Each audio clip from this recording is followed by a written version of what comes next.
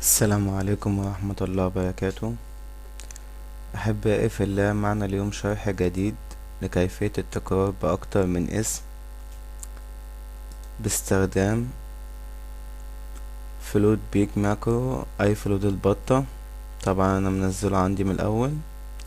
هنتبع اللينك الموضوع أسفل الفيديو رابط، ونتك داونلود هنا وننزل الفلوت. بعد ما نشغل فلوت أحبائي في الله، طبعا أنا مدخل نماتي من الأول. نتأكد ان كل نيم فيهم الماوس فيه ضاغطين على هنا مكان الكتابة، ونشغل الفلود. لو لقيناه انجليش نحوله للعربي، يبقى الفلود عربي والمتصفح عربي. بعد كده نحط السطر اللي احنا حابين نكرره هنا. مثلا هحطه في F1، ونحط نفس السطر في F2، ولكن نزود اي شيء عشان السيستم مكتمناش. ونعلم صح هنا في F1 وصح في F2 في 100 انتر. دي عشان خاطر الفلود لما يجي نضغط F1 بيتك انتر اوتوماتيكلي. دلوقتي احبائي في الله نجرب التكرار. نضغط اول حاجة في كل نيم فيهم F1 بس، بدون انتر وبدون اي شيء.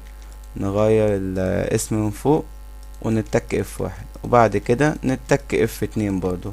نفس الموضوع في كل الاسماء.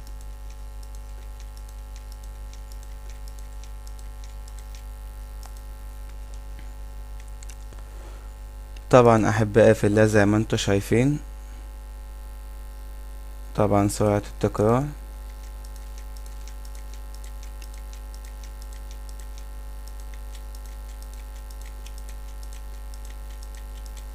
طبعا تقدروا في كل نيم تختاروا اللون اللي انتوا حابينه.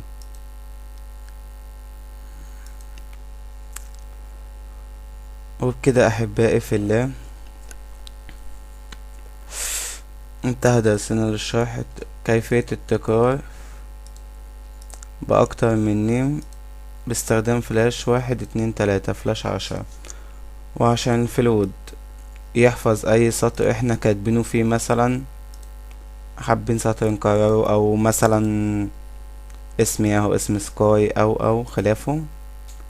بعد ما نحط السطرين نتك اكس هنا. لما نرجع نفتحه تاني هنلاقي نفس السطرين احبائي في الله موجودين، وبيبقوا محفوظين هنا زي ما حضراتكم شايفين.